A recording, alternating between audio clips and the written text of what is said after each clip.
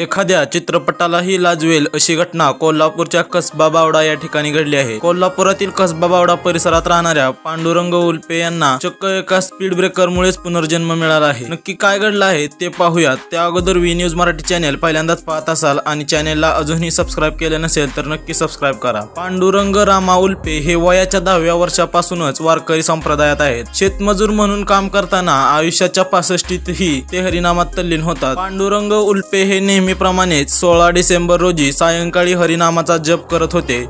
त्यावेळी अचानक त्यांच्या छातीत दुखू लागले आणि ते जमिनीवर कोसळले।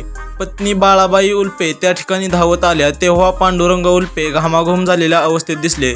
त्यांनी शेजाऱ्यांना बोलावलं आणि तात्काळ त्यांना दवाखान्यात दाखल केलं। 4-5 तास डॉक्टरांनी प्रयत्न केले पण त्यानंतर पांडुरंग यांचे प्राण गेल्याचे डॉक्टरांनी जाहीर केले।